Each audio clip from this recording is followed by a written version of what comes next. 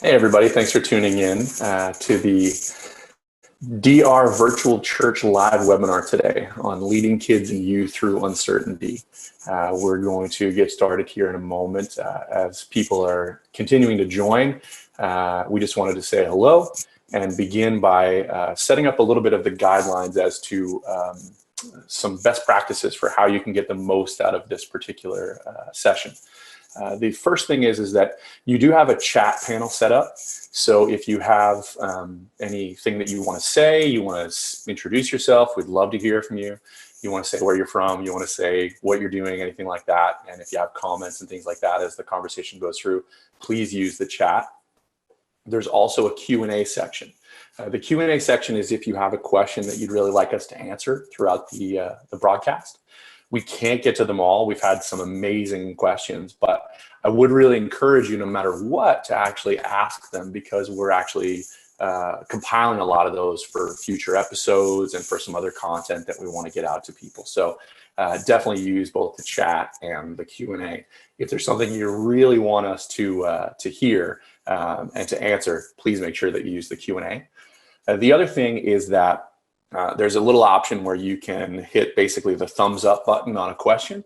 So if there's a question that's already in there and it's something that you'd like answered as well, please go ahead and click that button. It'll move it sort of the top. So we'll see that a lot of different people have questions about the same thing. We wanted to start with also explaining that we're in a very particular time in this for us. We're broadcasting from Halifax, Nova Scotia. We've got people joining us from Texas as well, but we're all at different stages in this. So if there's something that you sort of think, we haven't encountered that yet, or we already encountered that yet, we just want to set the stage that different people are at very different places in this journey and at this time. And so just to sort of understand that as we go forward. Now, I'd like to introduce a few of the people who are going to be having the conversation with me here today. So I'm going to go ahead and have Laura and Matt bring themselves up live. You've been seeing maybe a bit of a face of Dan O'Rourke as the test image there, but we're going to get them to join with their video and their audio now. And so basically, today's conversation is very much about kids and youth. And so we thought, look, we have two really incredible people that we think could join. Hey, Laura. Hey. And hello, Matt. And so we wanted to first off have them introduce. Hey, Matt. To have them introduce themselves and get started. So Matt, I think a lot of people here maybe haven't seen you before, so maybe we can start with you introducing yourself and giving us a little bit about yourself.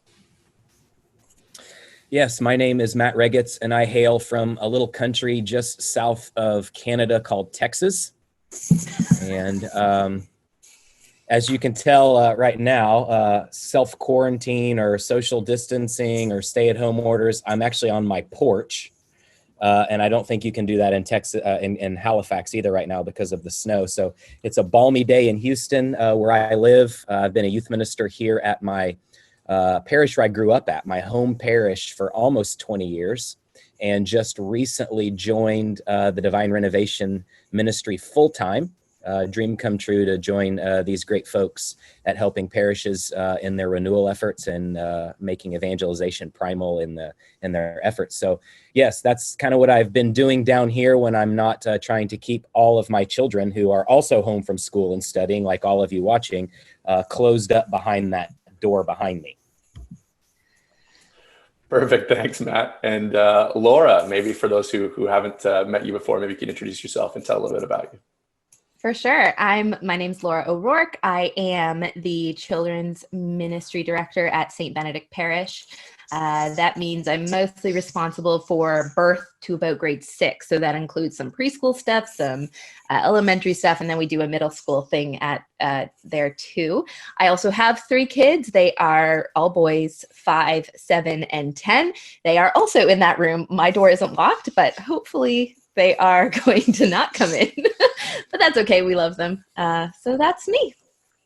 Perfect. And I will say I am the father of 2 children who are currently not behind any doors, locked or otherwise. They're actually 1 block over with their grandparents, who we've been sort of building this sort of community with for this time. So So I want to first say thanks for joining us, because I know that for both of you, your days are a little more complicated than they maybe have been in the past in a lot of ways. And so I really appreciate you taking the time out of your day to talk about this.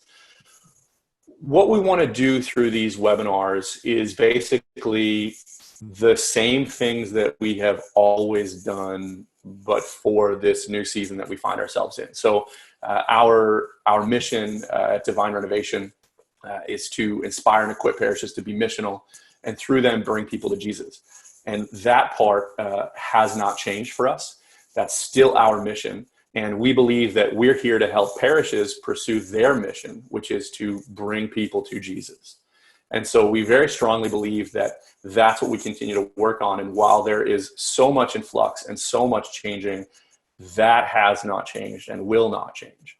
And so today's conversation is about specifically how can we continue that mission for both us and for parishes when it comes to kids and youth. And so I'd like to open, Laura, with you talking. We've had a few conversations about what we're going to talk about today, but maybe you can talk to us a little bit about what does it mean right now in terms of connection? What is it that we think needs to be some of the first steps or the things that are happening in this field right now? Yeah, for sure. I'd love to. But I'm going to connect us first with a prayer, if that's okay, because I know. This is correct. You're right. Yeah. One thing that does connect us all is that we are all still a community of faith, and God hears us, and he promises where two or more are gathered in his name, he is there also. And I think that counts even when we're gathered virtually. So let's pray. In the name of the Father, and the Son, and the Holy Spirit. Amen. Amen. Dear Lord, I thank you so much for this opportunity to join together with seeing faces and not seeing faces, God. But I just thank you that you have called all of us to a mission of leading the next generation to you, even when times look different. God, help us continue to follow your call and to see what you are calling us to do anew in this time. Bless our words today. In your name we pray. Amen. Father, Son, and the Holy Spirit. Amen. Awesome, guys. Very much, Laura. No worries. So connection is what you want me to talk about, right? And about how important that is? Cool. So here's one thing that there's a lot that hasn't changed. And Mike, I like that you spoke about what is the DR's vision and mission at this time and what hasn't changed, even when situations have changed. And that's true for families, and it's true for church leaders and children and youth ministry as well. One thing that feels like it has changed is that connection piece, which means that it's the thing that we have to most importantly work to fix, to be intentional about changing. So we're not connecting with kids and youth in person anymore, but we still need to make those connections. Who is being the primary catechist, the primary church leader, teacher in these kids' lives has changed. So we need to connect with the parents who are becoming that to help them as well. It looks differently for different ages, of course. Our older teenagers are already connected on their devices, which is really, really cool. And so we need to recognize that when we are leading them, to understand that we need to just maybe take those connections, help them make sure they're still connected to their church friends, because they're connected to lots of friends, and make that an intentional time, while also like directing maybe their conversation or what's happening. With younger kids, I lead that grade 5-6 age group, which is a group that is they're very defined by what their friends think of them, but they're not as connected virtually yet.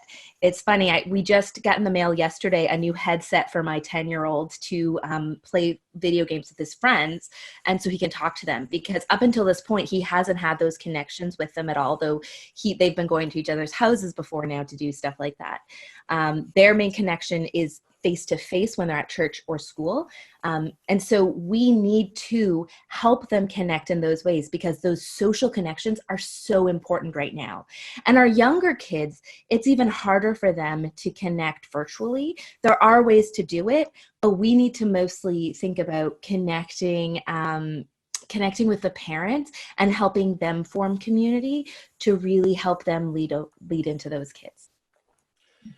So I want to have Matt talk a little bit. Matt's roles are more in youth ministry rather than kids and children's ministries. And so I wanted to speak a little bit of that. But first, one thing that I want to talk about as we continue the conversation about connections is that when you're on the chat, there's a little option where it says to.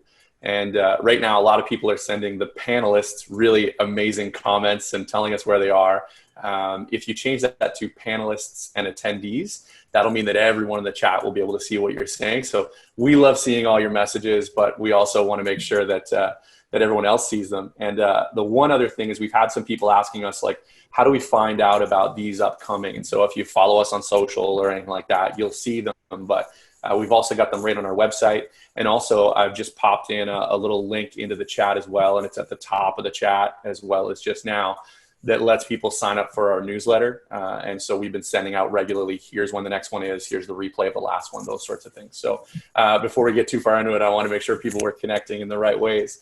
Now, Matt, maybe you could now share with us a little bit about, you run the gamut in terms of what you work with and what you're a dad with. What's your experience in terms of how is this connectivity involved at the older level? Yeah, it's really interesting because I think what we're dealing with is an entire demographic, like teenagers, who have taught us how to connect socially for so long, or maybe even as those of us that are older, we've like made fun of it or been mad about it or shamed it for what they're doing. And now we're like, oh, let us play with your toys too. Let us figure this out, right? So the teenagers are often driving the boat on how to connect virtually and digitally, even when we might have branded it as actually a disconnection or a removal from how it's always been done, or the value of face-to-face conversation. So in one sense, we're not having to teach teens how to connect this way. I think there's two things at work. We're having to teach parents and those that have now become youth ministers, because everybody that's at home right now, if you thought you were just a parent 2 weeks ago, you're now a youth minister, right? Because you're doing youth group in your house tonight. Like Wednesday night's like youth group night, right? How many of you can't raise your hand, but raise your hand in your heart. How many of you are going to youth group tonight? Okay, none of you, right? Well, actually you are. You're all doing youth group in your house. So you get to decide what that looks like for your family. So number one, I think parents need to figure out these connections, which I think they are, because it's sheer necessity now. It's no longer okay to say, well, I'm not into that or I'm not going to do that. If you don't, then there's no other way to really connect with people. So we can reclaim that as a real connection. And number two, teenagers, I think, need to allow this to be a time where they connect with what's most important. They connect with the real life stuff they're dealing with, not just join me on this video game, right? And I think a lot of times connections for teenagers is if it's not in my immediate reality, then I'm not really thinking about it. So a lot of teens right now focused on this whole virus, this crisis, if they don't know someone affected by it, it's not hit home just yet. And maybe that's the case for all of us until we know someone, until our schools are, shut down for longer than a couple weeks, or we're staying home for longer. Maybe it's not on the radar screen yet. So now's the time to prepare for that, which is doing things like this, figuring out ways to reclaim the social connection by ways that are actually feeding us and inspiring us, kind of like, that's our whole mission at DR, is to inspire and equip people. So hopefully that's what this is doing. Well, I love that concept that, like, what you're talking about is being proactive rather than reactive. We're in reactive mode right now across the board. I mean, there's nothing that could have possibly prepared us for this, except there are ways that we can say, okay, well, let's go ahead and start putting into place things that will allow us to maintain these connections ongoing, because this is likely, to a certain extent, our new norm. It's not like suddenly when all this is over, everyone's going to leave the internet and just head back into the streets. Now, they probably will at first, but after that's over, there's going to be that. So how do we how do we create that intentionality? Like what should we be doing as parents and as ministry leaders, youth ministers, kids ministers? What can we do? And Laura, maybe I'll throw this to you. What can we do right now to be intentional in this time? What should we be focusing on? Yeah. Yeah, that's a great question. And I'm also looking at some of the questions in the chat, and I think we can, or in the Q&A box. And I think I can hit on some of them now too, because it's a really great question. I think you're right. We're reacting, but we do have to be proactive at this moment too.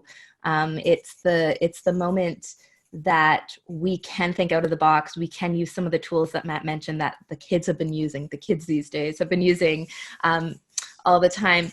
I think we do have to we have to find a way. It goes back to that connection. How do we connect with people? There's been a few chats about questions about the types of ways we connect through Zoom, or how do we, what other approaches can we use? I think the reality is we have to think about where people are. It's one thing to say, I'm going to connect with people just through email, but here's the thing. Parents get a lot of email, and parents don't read their email. So how can we think beyond that? Where are our parents at? Where are our kids on? How can we connect them that way? There was also a question that talked about, like, how do we make sure we don't overload parents? That's a really great question. But I think the answer has to be to double that down. We have to be everywhere, but not expect our parents to be everywhere.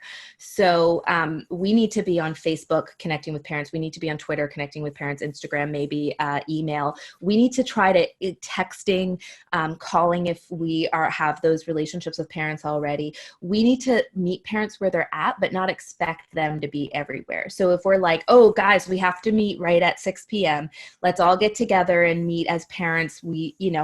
That might throw a family out of their routine.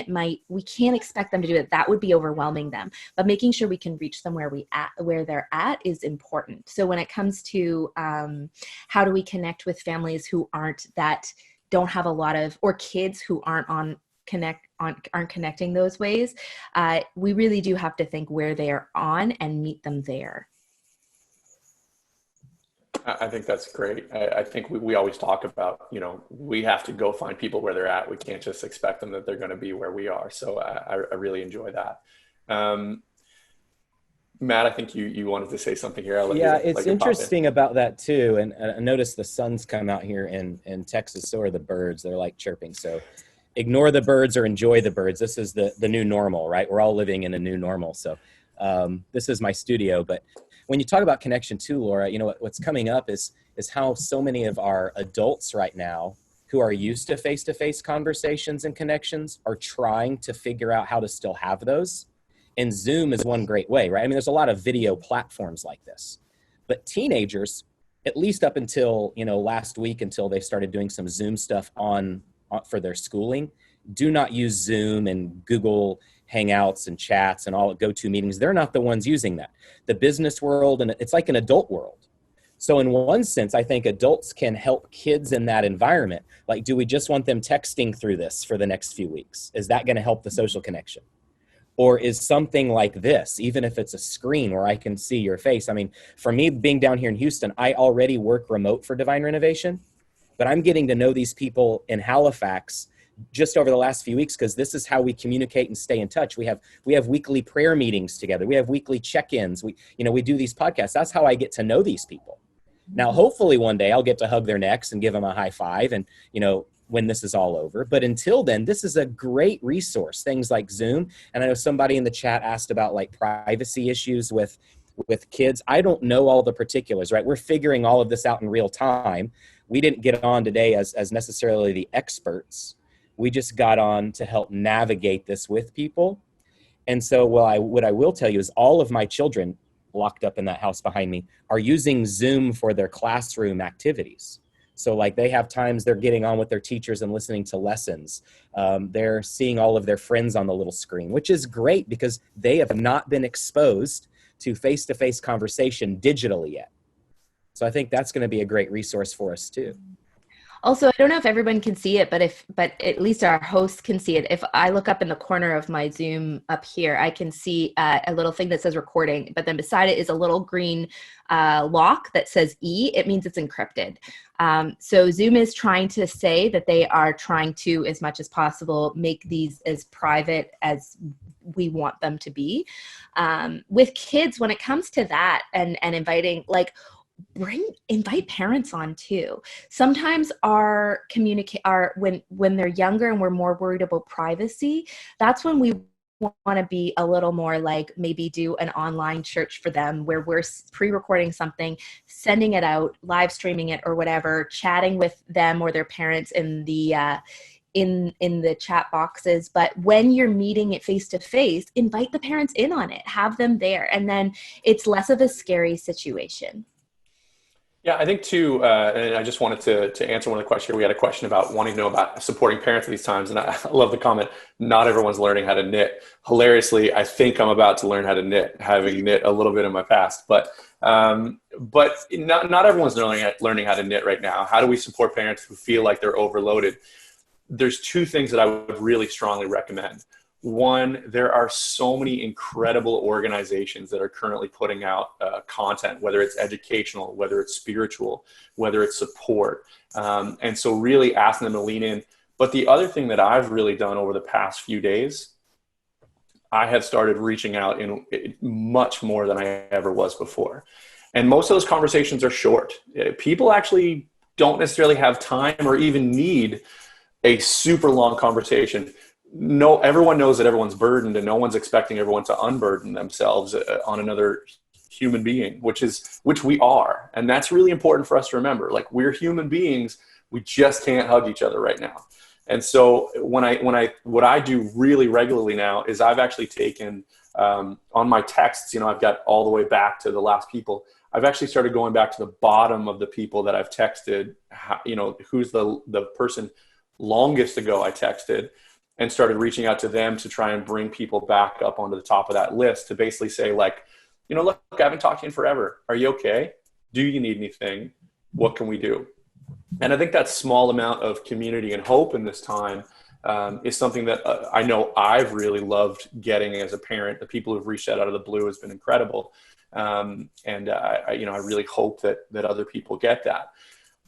I wanted to get into a little bit of some of the things, Matt, that we've talked a little bit about, what's changed, what hasn't changed. Can you speak to us a little bit about your role as a youth minister and what hasn't changed for you in terms of what that looks like as a youth minister? I met with my team yesterday and we just talked about that kind of very question, because it's very tactical at this point, right? Like, what do we need to stop doing? What do we need to start doing? What do we need to adjust on? And I think some of the grief comes around as we look at the things that have been on our calendar for the next few months. And we're like, okay, cancel that. Okay, delete that. Okay, call this person, tell them we don't need them anymore. Okay, send this refund check. So like, we've already canceled a retreat.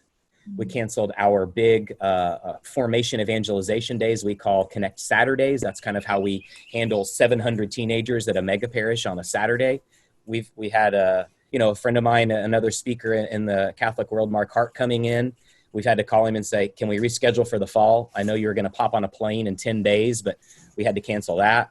Our Wednesday night youth group night, which gets over 100 teenagers every single week, we've canceled that. But what we haven't canceled is how we're desiring to connect to them. So really what we're saying, and I think one of you said already, like, where are they? I'm not just going to start emailing all my teenagers, because that would be like putting it in the church bulletin and expecting a teenager to show up at your event. By the way, if you're still printing church bulletins, you probably ought to rethink that right now. Just a side tip. So anyway, back to teenagers. So we're using the platforms where they live. All of the social media things, we don't stay away from them. Of course, we follow, the directives set out by like the church and the diocese for safe environment and stuff like that. But when it comes to social media, if that's where they are, we want to go there, because that's what the mission field looks like. It's bringing Jesus, bringing faith to those experiences, reclaiming those. So, what we've done in youth ministry instead is we put together, I know this is super practical. Maybe we're getting into practicals later, but I'm kind of on a roll. So we've got a schedule of the week. Like Monday is Message Monday. Tuesday was Takeover Tuesday. Wednesday is Worship Wednesday. So what we do on those days, like Message Monday, it's all done on social media, was we're going to give them a message from someone. And it's not just like the youth ministers or the priest. It's another young adult volunteer gave it on Monday. He gave an encouraging message to them so they could join the social media community and see that. Takeover Tuesday was a teenager on Tuesday actually taking over our social media account for a day while they're in self-isolation. What does the day look like? How does their prayer life look? What is the ways they connect with other people? How are they connecting with God? What are they afraid of? And she took it over for the whole day, and it was awesome. Today is Worship Wednesday. So they're going to change that up each Wednesday. My brother Dave, the youth minister at the parish with me, he's a very talented worship leader. So maybe we're going to have a night of worship. Maybe some of the teens will get together on a Zoom call and pray the rosary, or just offer some encouraging connection, like a small group connection. And then Thursday, Friday happen too, but just the real practical ways to use the platform we have, shift it a little bit. Maybe some of this, especially for teenagers, you don't have to start from scratch, right? And maybe it means you're going to scrap some things. But when you scrap something, think about what the intention was behind the thing you scrapped and see if you can't put in that void something still. So when we canceled this Connect Saturday in 10 days, we're now thinking about how can we on that Saturday give some resources to parents, maybe some videos, maybe some messages, maybe some take-home stuff that they can turn their house into the youth ministry experience until we're back in our youth room at the church. Yeah. That's great. Laura, what hasn't changed and what has changed a little bit for you as it relates to St. Benedict? Yeah, that's a great question. I also wanted to mention, Matt just threw out so many good ideas. And when that happens, my brain goes, oh, I love that. I love that. I love that. And, oh, here are some of the other ideas that I've also heard. Let me throw them into this list too. One of the really cool ones that I heard recently that some youth leaders are doing is using the app Marco Polo, which is kind of like a FaceTime sort of thing, or and doing digital office hours where they just are like, I'm going to be on Marco Polo for these times, once a week, twice a week, whatever. And kids can come on and chat with each other and you or whatever, just making it free time without necessarily making it learning time can help with that connection thing. Okay, for us, what has changed and what hasn't? Well, what has changed is that we are not meeting on Sundays, which is sort of my biggest role. It has always been how to lead the kids, especially on Sundays during our children's ministry. And so that's the biggest thing that has changed. What hasn't changed is my desire to reach the kids for Jesus. What has changed is the fact that now the church cannot be leaned on to be the primary source of faith growth in families. And that is an exciting change that I'm super pumped about, because I really have been wanting to help parents be more intentional about creating a really great soil at home for faith to grow. And so now that's where my intentionality has to go. One of the things that is changing, in a little bit of a what hasn't changed, but how it's looking is changing, is we're about to launch online church for kids that is going to go live after our live stream on Sunday mornings. So I'm really excited. We're going to make it interactive. We're going to bring in worship. What I love about this is that for the first time almost ever, a lot of my parents are going to be able to see what their kids are doing in Sunday stuff. And so that brings in the whole family. This is more of a broadcast, less of an interactive thing. Again, like I said, that's easier with little kids, but it'll help keep that routine. And what I really want is for our families to continue to make Sabbath and Sunday intentional. And this is going to help for sure. So that is one of the main things that is changing right away. I've got a lot of other ideas, especially for my grade 5-6 group as well, and how to connect them online. But my first priority is the Sunday thing, and then we will go from there. So that's awesome. I love the idea that for you've taken this as look, we can't change that this is happening. So let's do with this the most incredible things we can do. We've talked about there is a gift and opportunity in this at the same time that we're able to actually work through. I want to quickly answer a couple questions that we have in the Q&A. One of them is parents overwhelmed, homeschooling plus increased online workload minus structured days. How much unplugged time should we expect? All these sorts of things. And one of the things about that is that when we think about sending our kids to school, we think about sending our kids to school for 8 hours. They're gone for the day. If you're homeschooling your kids, please do not try to teach them for 8 hours in a day. Among other things, that's not what happens when they go to school. They go to school, they have some playtime, they have some recess, they do all these sorts of things. So most homeschooling experts, which I've been learning more and more about as we go, I was lucky enough to have an education background in the first place, but definitely not doing homeschooling, have basically said that like you should be aiming for 2 to 3 hours of learning and instruction time in a given day. And the rest of your day is going to be other things and other experiences that are going to help them do things. In terms of structuring time, one thing that I'll say has really worked well with my family is I put up this thing called a Kanban board. It's basically a little grid with Post-it notes that have different activities on them in different time slots. And the kids have the choice to move things along as to what they want to work on. And so involving them in this is key. The more you can get the kids involved in this process, the better.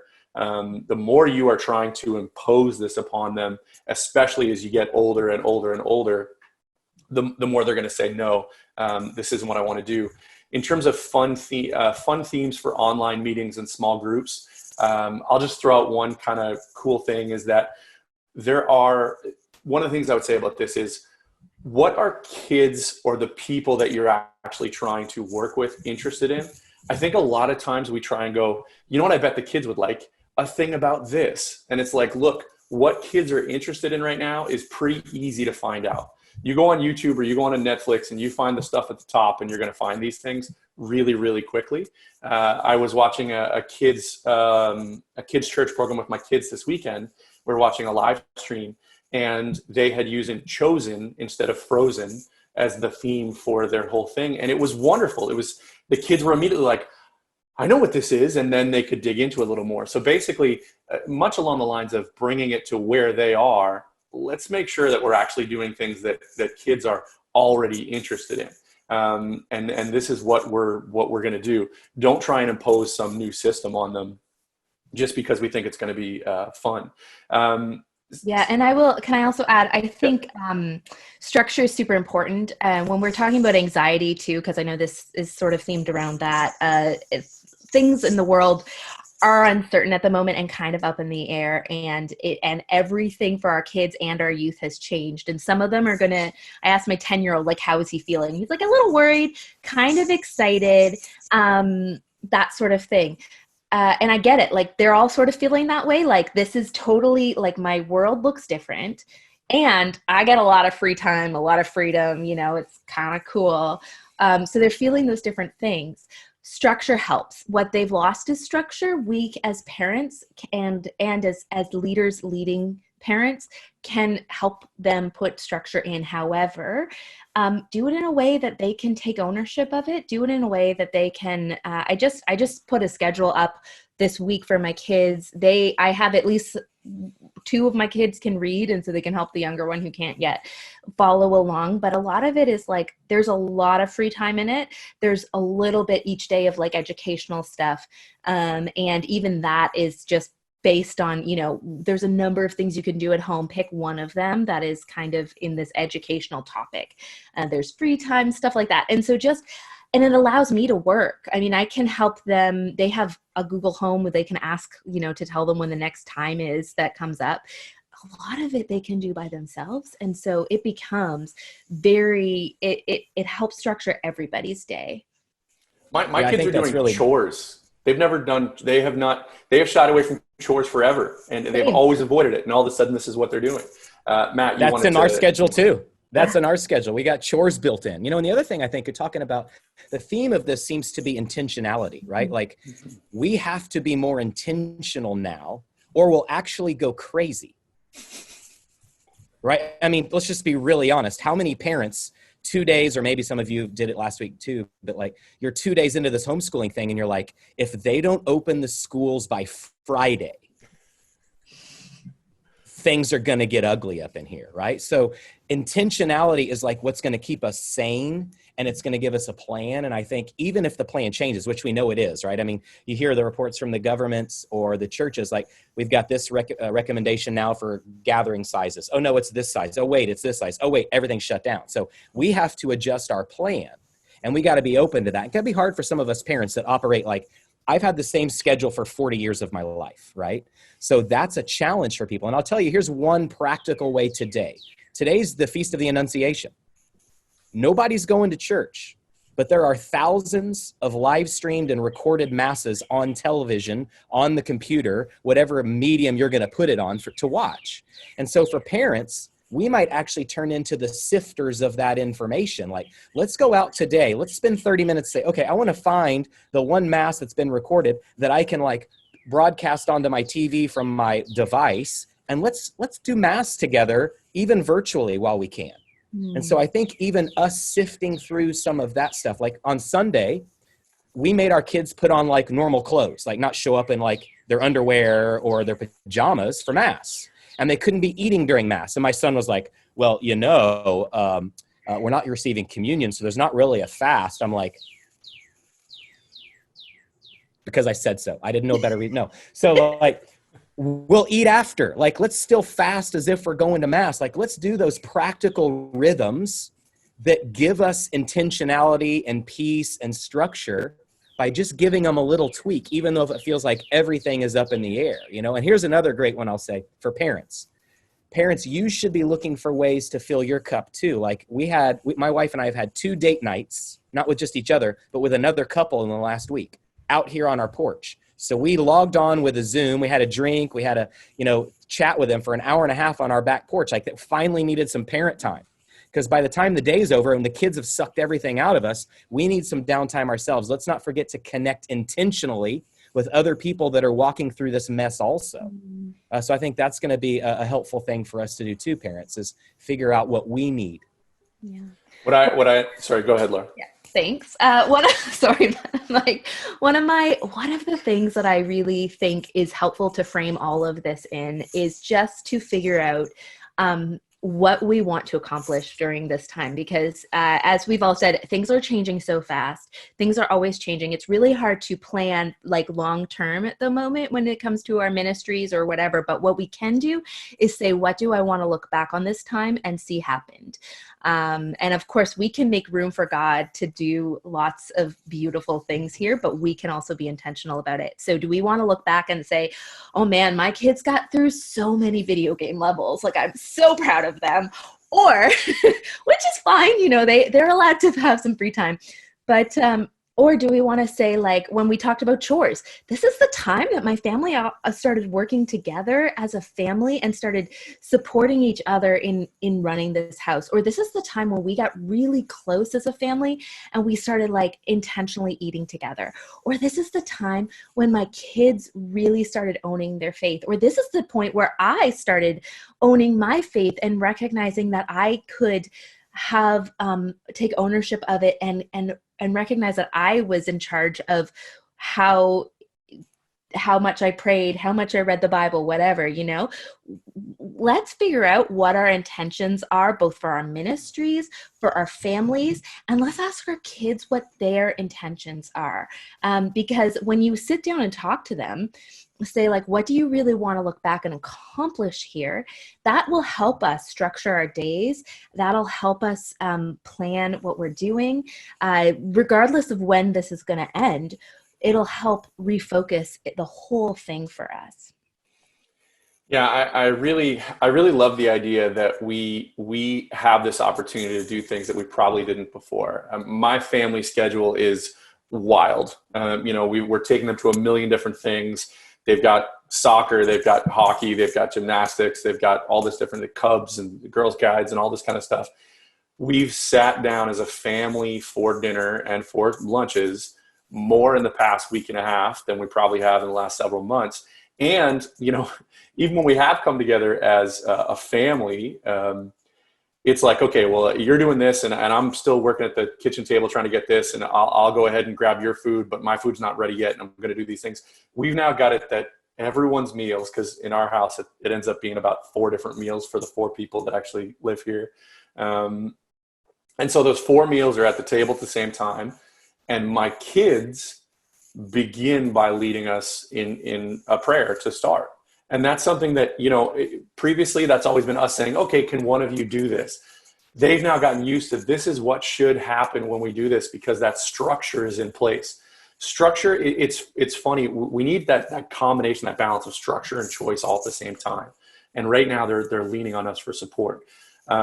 Matt, could you basically talk to us a little bit about what are some of the things that you're doing that are like right now decisions versus long-term decisions, in terms of how are you looking at a planning perspective in terms of what you're doing? Does it change with the fact that today at 11 p.m., the whole thing might change all over again? Yeah, it's really hard, right? Because especially I think as youth ministers, if I put my youth minister hat on for a minute, we think in terms of like a school year or kind of a year-long cycle.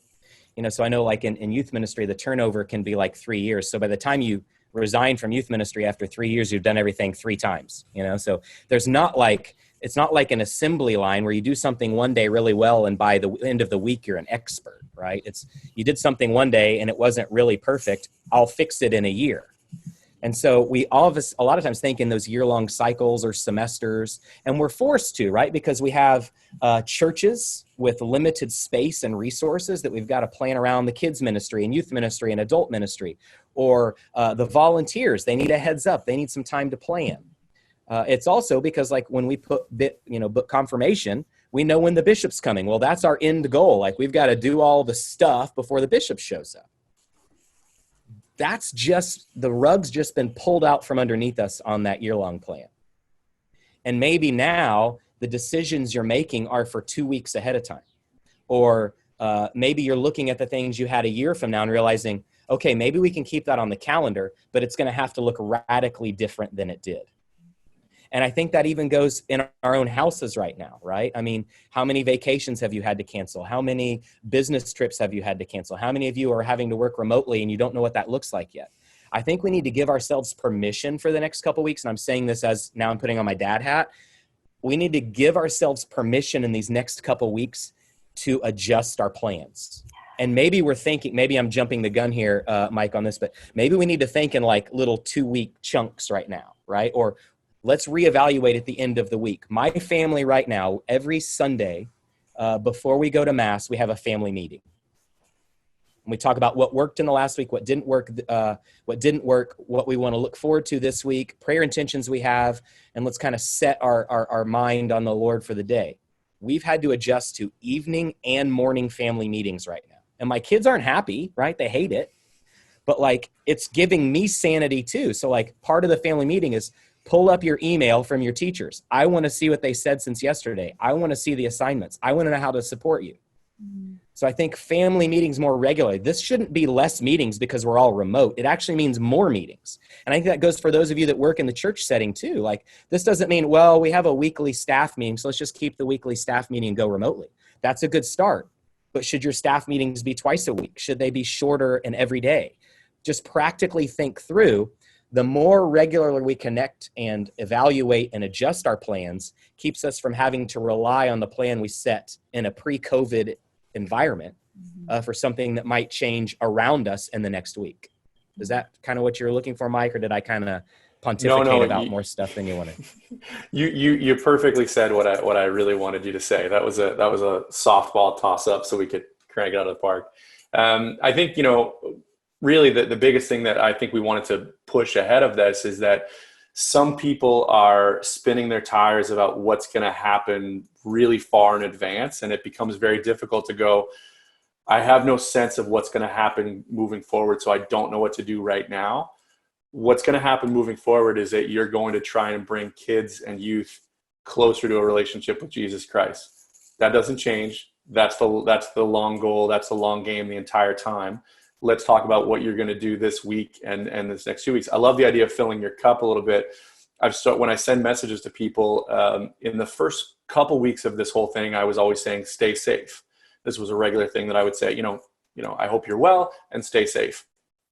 I've now changed that to stay safe and stay sane, because I think that we have the opportunity to just fall into ourselves in this time when we have the church, and we do still have the church to lean on at this time. And I think that's important that we sort of recognize that. Laura, could you talk to us a little bit about how are you sort of, and I'll get you to put on the mom hat for a second, but what does it look like for you to be bringing church to your children right now? Like what is it that you're doing personally, so that I can give people a sense of what it looks like as a parent to be able to impact that? For sure. I'm going to go back to what Matt said about filling your cup first. I think that's so important. So I'm trying to maintain a regular scripture and prayer time in my own life, but it's really cool now because I'm gonna confess a little something. I have stopped setting an alarm clock, my friends, and I am not waking up before the rest of the family does, because I don't necessarily have to make school lunches or get everybody off to school at the same time, right? It's a little more of a restful environment here, which is, I think, a gift. But because of that, part of the things I've scheduled into my kids' schedule time is breakfast and quiet playtime until 9 a.m. So that it gives me time to just really focus on keeping it quiet so I can pray, but then they can see that as well. I'm modeling it. And then right after that 9 a.m. time, I call it video devotions for them. And there's a number of different places you can go. But there's Formed, which would have kids content. Dynamic Catholic has some kids content, but what I'm really liking right now is Go Minnow is a favorite one of mine. And just recently, there's one called, I think, Phil TV, which is brand new as well. And PHIL TV, I think is what it's called. Anyway, and so I'm just like, because again, this is one of those, I can't promise in the morning that I'm not going to have to do work. So I can throw something on the TV, which is like they can get engaged in at their age group, but also just bring the Bible stuff into their days, and then they go on with their days. One thing I want to do too, and I told them I was going to do this, is ask them what they're learning and what they're growing in. And I think it's really helpful. One of the things we just did, maybe even preparing for this, I've been noticing a lot of the ways God has been preparing, and maybe you guys have all noticed it too, different elements in my life. God has been preparing for us for this. And I just recognize this as I'm talking, but I just recently did a series with my kids at church called, that focused essentially on teaching them Lectio Divina at home, using 4 different for the 4 letters of GROW. So G stands for get quiet. R stands for read God's word. O stands for open your heart, which is both asking questions like, what did I learn about God in this passage, and what does God want me to do in this passage? And then also talking to God about that. And then W is worship. And so those questions, like where can go beyond just your scripture time. And you can ask kids, like, where are you seeing God right now? Or what do you think God wants you to do right now? Those sort of things can actually be like great end of day questions for kids to help recognize what God is doing here. Also, I think it's really important to mention that for all of us, our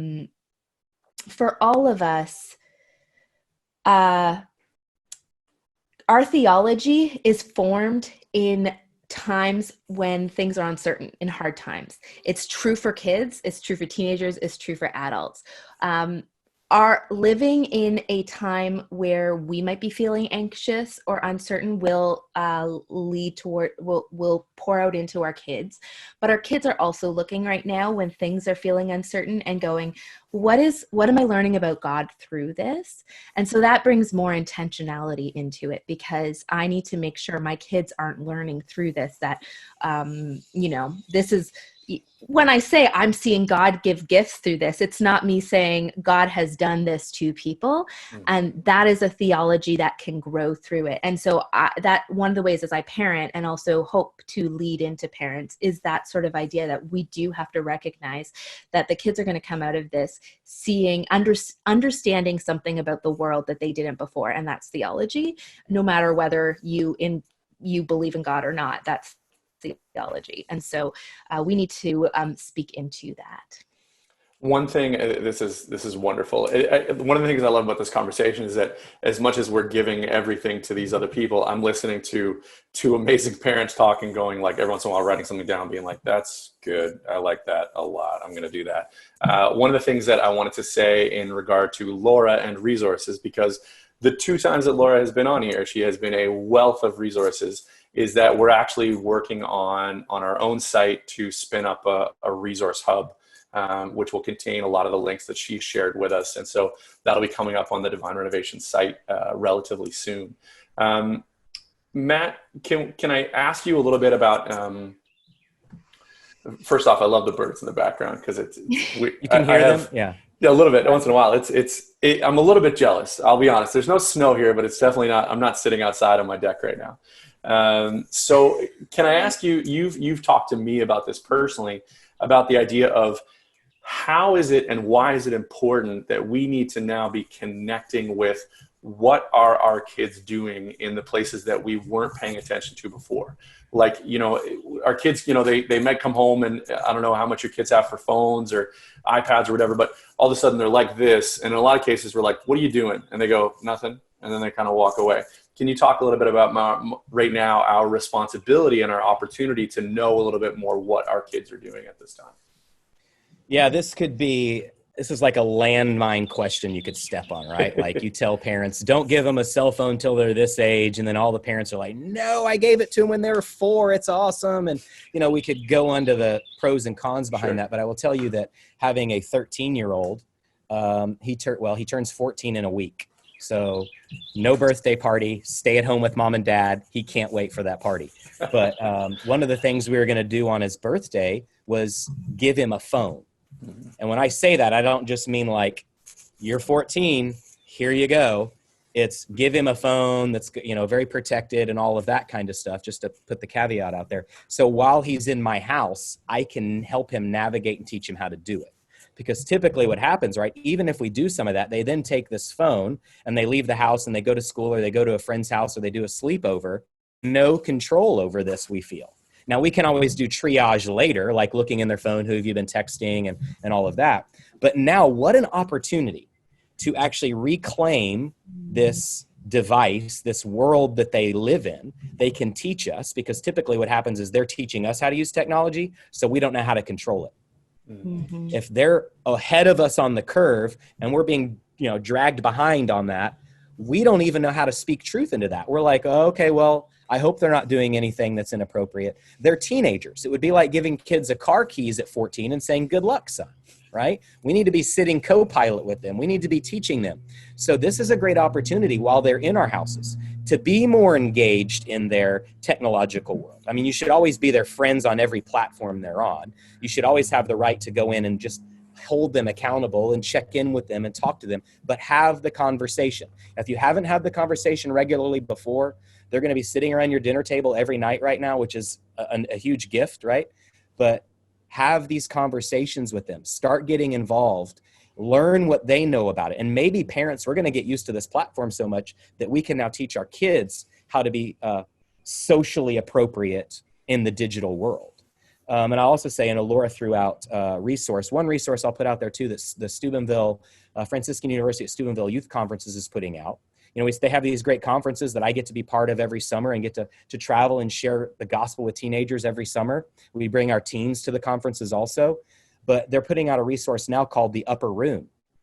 And this is a site too, where they're collecting live streams of masses. They're putting out content, ways for teenagers to get connected into this world, which maybe they left to youth group night or they left to Sunday at Mass. Well, what if a teenager now, what parents, you could encourage us, what if they started downloading the apps or visiting the sites that were helpful as well?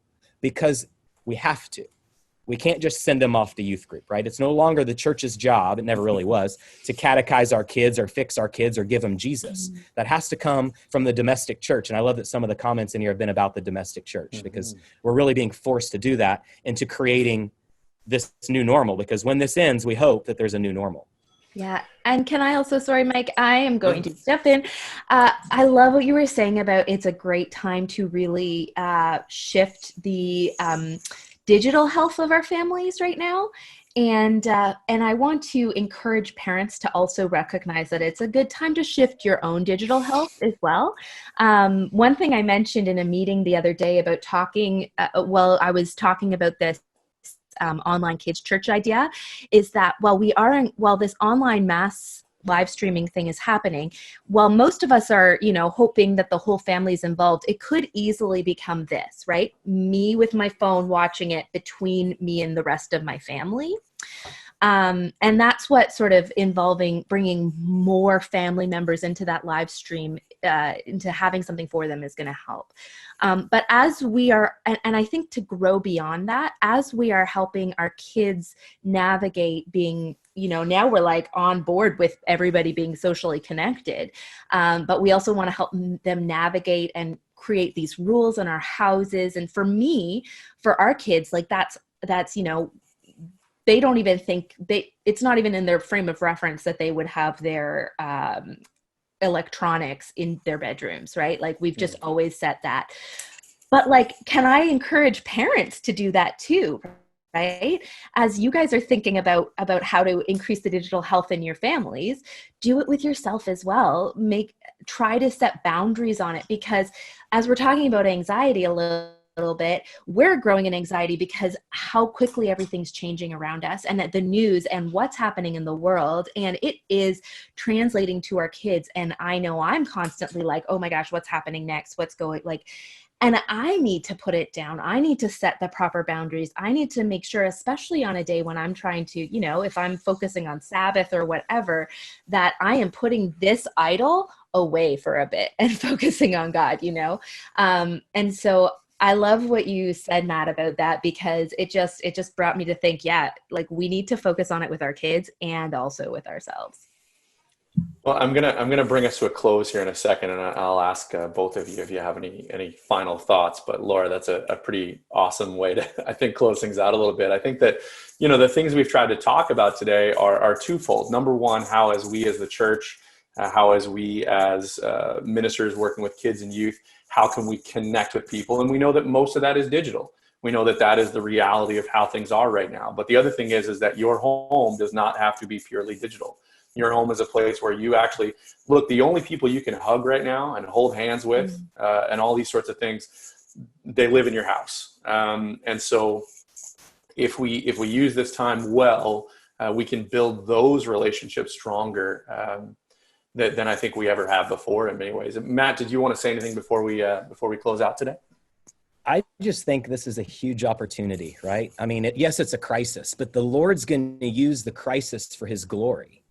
His mission has not changed. Even if normal has changed, the mission has not changed. Like, yes, it looks different, but we're still supposed to introduce people to Jesus, to bring people to Jesus, to grow them as disciples, and to send them to transform the world. It looks a lot different, and we're going to have to adjust to that. I'll give you one quick practical to leave you with. How do I make my kids have a missional mind? Well, my son, the one that just got his phone that we're working on here, he downloaded a game app that he is connecting with his grandparents that are absolutely stuck at home and not allowed to go anywhere because they've got health concerns. They're playing chess and checkers with the grandparents. They're not going and sitting in a nursing home doing that, which is maybe the old model. The new model is my son gets online, connects with his grandpa, and plays checkers with him. So the mission is the same, right? Reach out to people. Let's stay connected to people. What we're doing now almost on purpose, maybe some of this needs to stick. What will it look like in a month or 2 months when we get back together? Can some of the things that have happened now actually be to God's glory, that we've grown into a new normal that we don't need to just go back to? Amen. Amen. I love this. We've said over a number of these sessions, as we've said, these sessions are on our end of things with Divine Renovation. It's to inspire and equip parishes to do the thing that we are supposed to be doing, which is bring people to Jesus. And this is not going to go back. We will never go back to what we had previously. Never in really human history do we ever go all the way back to things. There's going to be new normal things. And so I love that conversation of it. I really like the way that we're doing with this. And so what I want to do is a couple of things. Is I want to let people now know what's next after this. So for DR and for these live webinars, we have a couple more coming up. We have one on Friday of this week where we'll be joined with Archbishop Anthony Mancini of our diocese here, all about what are diocesan plans for Holy Week. How can we lean into, this is our time of year, and how can we do this in a digital way? And then on Monday of next week, really exciting, we'll be joined by one of our DR parishes. Father Michael Leclerc from Montreal will be joining us to talk about how his parish is reaching out like never before, and what they're doing from a missional mindset to embrace mission during this super difficult time. Both of those sessions, you can register them for them now on divinerenovation.org. And we also have a number of ways that you can actually connect with us. So whether it's Facebook, whether it's Instagram, whether it's Twitter, we have people that are there at all times. So those are our usernames. If you have a story of how your parish is doing something different or incredibly or wonderful, or you have questions or anything like that, communications at divinerenovation.org, as well as stories at divinerenovation.org.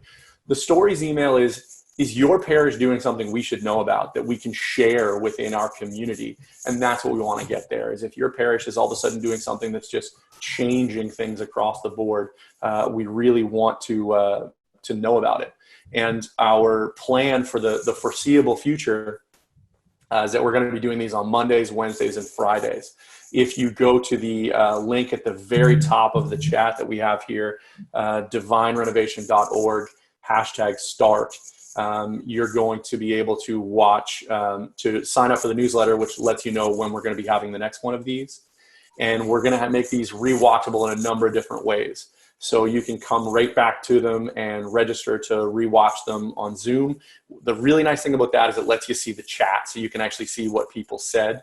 That's up for about 24 hours.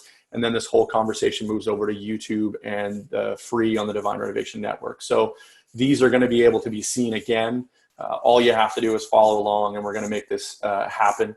And I really hope that everyone had a wonderful time. And I really want to thank Matt and Laura for joining us today. And God bless everyone, and stay safe and stay sane.